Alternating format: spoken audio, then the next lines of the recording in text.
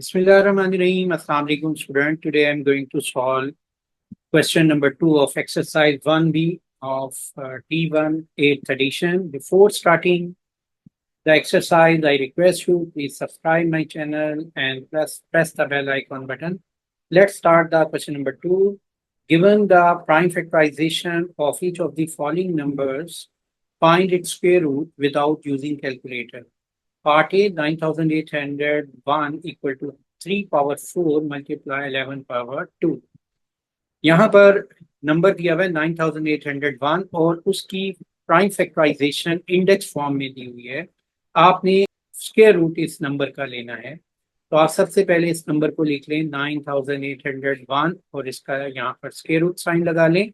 और next step में क्या करें कि जो 3 पावर 4 मल्टीप्लाई 11 पावर 2 इसका इस पे भी स्क्वायर रूट इसका भी ले लें। अब नेक्स्ट स्टेप में हम क्या करेंगे कि इस जो हमारे पास नंबर है इंडेक्स फॉर्म में, इसको सिंपल फॉर्म में कन्वर्ट कर लें। तो ये हो जाएगा 3 मल्टीप्लाई 3 मल्टीप्लाई 3 मल्टीप्लाई 3, क्योंकि 3 पावर 4 का मतलब 3 को 4 टाइम्स मल्टीप्लाई करें इटसेल्फ। और इसी तरह 11 को हम 11 मल्टीप्लाई 11 लिखेंगे और यहाँ पर हम स्क्वायर रूट लगा लेंगे। अब आपने देखना है कि जो पेयर फॉर्म में हैं उनका वो स्क्वायर बन जाएंगे। तो 3 स्क्वायर का स्क्वायर रूट क्या आ जाएगा 3। इस 3 इंटू 3 का स्क्वायर रूट जो है ये भी एक पेयर बन गया है, इसको भी सिंगल लिख लेंगे। और 11 इंटू 11 स्क्वायर है, इसका भी स्क्वायर रूट 11 आ जाएगा। तो ये इस तरह इसका स्क्वायर रूट आ गया। अब इसको मल्टीप्लाई कर लेते हैं। तो 3 टाइम 3 इज 9, 9 टाइम 11 इज 99, 99 इसका आंसर आ गया। अब इसके पार्ट बी को भी इसी तरह हम करेंगे। Question number 2 part B, given the prime factorisation of 35,721, find its square root without using calculator. इस क्वेश्चन को सॉल्व करने के लिए सबसे पहले हम इसका स्क्वायर रूट ले लेते हैं दोनों साइड पे, और इसका भी स्क्वायर रूट ले लेंगे। और स्क्वायर रूट लेने के बाद हमने क्या करना है कि इसको इंडेक्स फॉर्म से कन्वर्ट कर देना है सिंपल फॉर्म में। जब तो इंडेक्स नोटेशन यहाँ पर 3 पावर 6 है, इसका मतलब है यानी 3 को आपने 6 टाइम लिख लिया, और 7 स्क्वायर का मतलब भी 7 को 2 टाइम लिख लेंगे, 7 इंटू 7। अब इनके पेयर बना लेंगे और जो पेयर होंगे वो स्क्वायर बन जाएंगे। ये पेयर आ गया 3 into 3, this next is 3 into 3 और 7 इंटू 7। अब इस स्टेप में देखें जो पेयर है ये 3 स्क्वायर है, उसका स्क्वायर रूट एक सिंगल वैल्यू 3 आ जाती है। इसी तरह इस 3 का square root 3, 3 square square root क्या आ जाएगा 3, 3 स्क्वायर का स्क्वायर रूट क्या आ जाएगा 3, और 7, 7 इंटू 7, 7 स्क्वायर का स्क्वायर रूट क्या आ जाएगा 7। तो ये आंसर आ जाएगा 3 3 9, 9 3 27, 27 टाइम 7 इज 189। ये इसका आंसर है। Question number 2, part C, given the prime factorization of 24,336, find its square root without using calculator. तो इस क्वेश्चन को भी पार्ट बी की तरह हम करेंगे सॉल्व। सबसे पहले दोनों साइड पे स्क्वायर रूट लिख लेंगे। ये स्क्वायर रूट आ गया 24,336। तो क्योंकि इसकी प्राइम फैक्टराइजेशन ये दी हुई है इंडेक्स फॉर्म में 2 power 4 3 power 2 into 3 power 13 power 2, ये हमने स्क्वायर रूट फॉर्म में लिख लिया है। अब नेक्स्ट स्टेप में आपने ये करना है कि